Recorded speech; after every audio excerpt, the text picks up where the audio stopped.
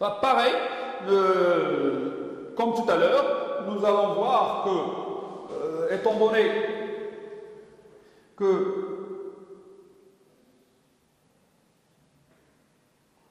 soit la loi normale, soit la loi de Student, elles ont la même forme. La loi de Student a une forme plus plate, un peu plus vers le bas. Mais sinon, ils ont la même forme d'une cloche. On va essayer de mettre le risque d'erreur alpha, on va le partager en deux.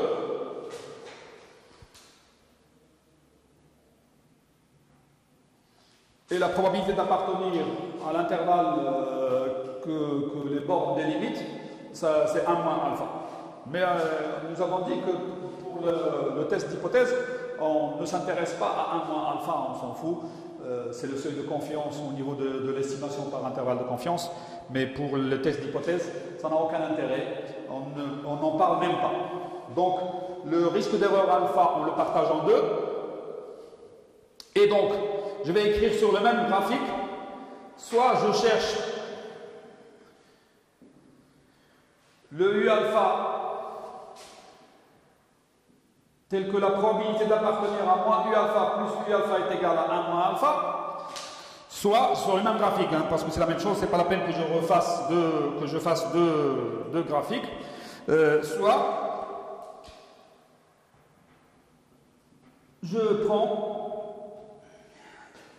un réel que je vais noter T pour qu'il fasse référence à la loi de Student. Donc, soit je cherche sur la loi normale, la table de la loi normale, le U tel que f de U est égal à 1 moins alpha sur 2, 1 moins alpha le tout sur 2 moins alpha le tout sur 2, ou bien 1 moins alpha sur 2. Donc, je développe. Donc, je cherche le f de U tel que f de U est égal à 1, plus loin, moins alpha sur 2. Ou bien, je regarde sur la table de Student. Et d'ailleurs, la table de Student, elle donne directement le T alpha tel que de chaque côté entre moins T alpha et plus T alpha est égal à 1 moins alpha. Donc, vous l'avez directement sur la table parce qu'elle donne, elle fait justement cette symétrie au niveau de l'intervalle. Donc à ce niveau-là, il faut que vous fassiez attention, parce que si vous avez un test unilatéral, il faut que vous oubliez le alpha pour avoir la loi de Student, le terme de la loi de Student. J'espère qu'on aura l'occasion d'en parler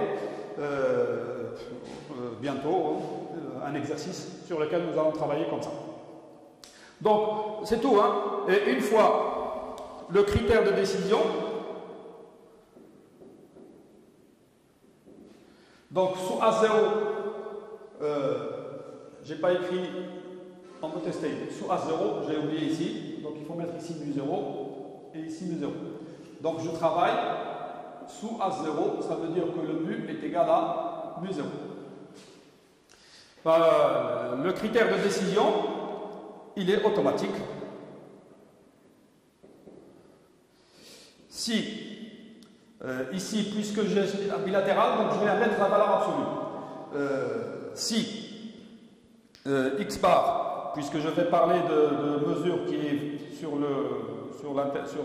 l'échantillon, moins mu 0, valeur absolue sur sigma, sur racine de n, supérieur à U alpha, on rejette. Ça, c'est dans le cas sigma connu. Dans le cas où sigma connu, sinon, on ne peut pas rejeter H0.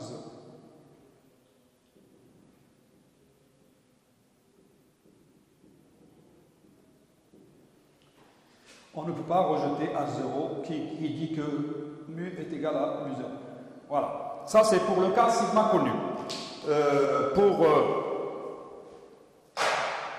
Pour le cas de sigma inconnu, c'est pareil.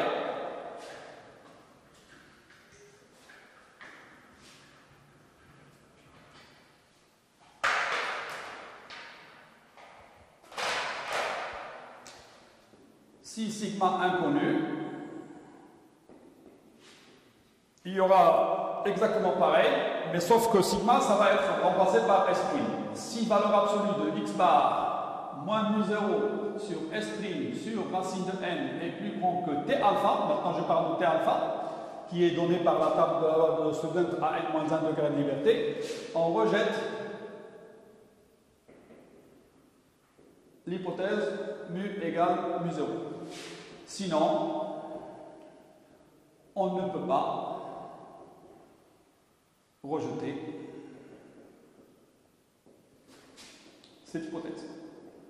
Ou bien on déclare, comme j'ai dit au départ, au début de cette séance, que généralement la conclusion d'un test d'hypothèse est toujours négative. Soit on rejette l'hypothèse à 0, soit on dit que les données ne permettent pas de rejeter l'hypothèse à 0. Voilà. C'est pareil. Donc, quand on travaille avec la loi normale, dans le cas où sigma est connu, nous avons ce que je viens de dire. Et dans le cas sigma inconnu, c'est exactement le même schéma, sauf que au lieu de sigma qui est inconnu, on met S', et la loi normale devient la loi de Student. Voilà, c'est ce que j'ai expliqué avec ce graphique-là, qui correspond exactement dans les deux cas, mais l'une des deux courbes est un peu plus plate que l'autre. Mais bon, ça se voit pas au niveau dessin. Je vais pas m'attarder là-dessus. Je ne vais pas trop parler de ça. Voilà. Bon, on va faire un exercice.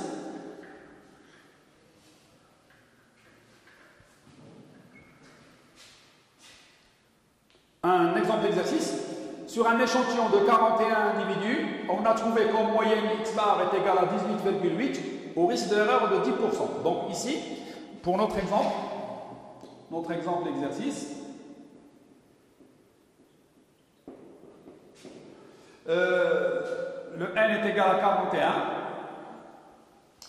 le x bar est égal à 18,8, ça c'est la moyenne que nous avons trouvée sur notre échantillon. Nous prenons le risque 0,1, c'est-à-dire 10%. Peut-on considérer que la moyenne théorique est significativement différente de 20? Donc, on veut tester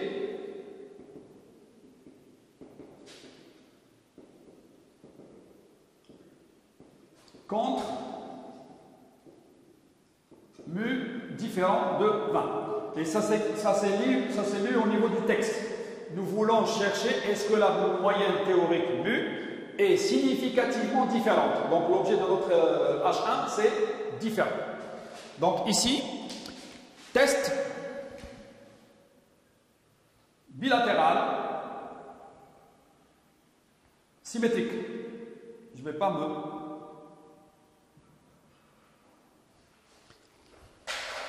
pas trop chercher à savoir est-ce que je peux le mettre symétrique ou pas. Pour vous et pour n'importe quelle personne qui fait une approche statistique pour la première fois, il vaut mieux que tout soit logique, tout soit naturel, à savoir que quand on choisit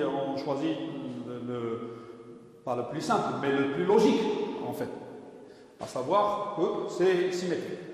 Mais si je veux que ça soit non symétrique, il faut que je justifie pourquoi. Et on n'est pas à faire ce travail-là. Ils nous disent que on supposera dans un premier temps que l'écart type théorique sigma est égal à 4, connu. Et dans un deuxième temps, on va considérer que l'écart type n'est pas connu, mais on va l'estimer par la valeur S', qui est l'écart type échantillonnal, qui est égal à 3,75. La loi d'échantillonnage, je voulais vous dire une chose concernant ce cas-là. Comment reconnaître le cas sigma connu du cas sigma inconnu? Généralement, quand on vous parle, je ne sais pas si c'est dans la première partie que nous avons vue, mais il vaut mieux que je répète des choses pour que vous les assimiliez. Donc,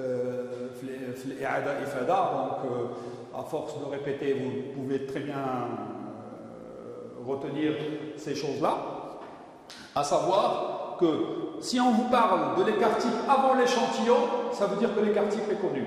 Mais si on vous dit nous avons un échantillon dont on a tiré une moyenne qui est égale à temps et un écart type qui est égal à temps, enfin vous êtes dans la situation où le sigma est inconnu et donc estimé par la valeur S' qui est donnée. Ou bien la variance, on peut vous donner la variance. Là, ce sont des pièges d'exercice, il faut que vous fassiez attention. Soit on vous donne la variance, soit on vous donne l'écart type, mais faites attention, dès que l'on vous parle des caractéristiques après avoir parlé de l'échantillon, ça veut dire que nous sommes dans une situation où le sigma est inconnu. Donc ici, je vais traiter le cas sigma connu tout seul, et puis après on va voir. Donc, pour sigma égale 4 connu, la loi d'échantillonnage sous A0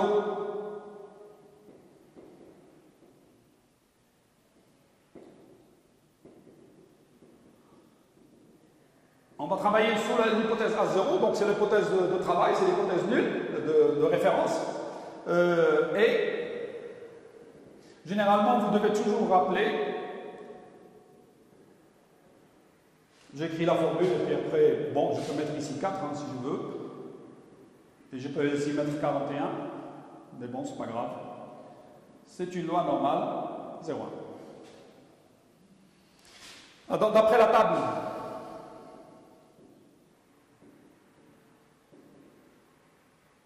de la loi normale 0,1, le U alpha est égal à 1,645. C'est exactement la même chose que tout à l'heure, parce que tout à l'heure, l'exemple que nous avons traité avec la proportion avec un test unilatéral, enfin, c'est pareil. Ici, comme j'ai 10%, j'ai partagé 5%, 5%.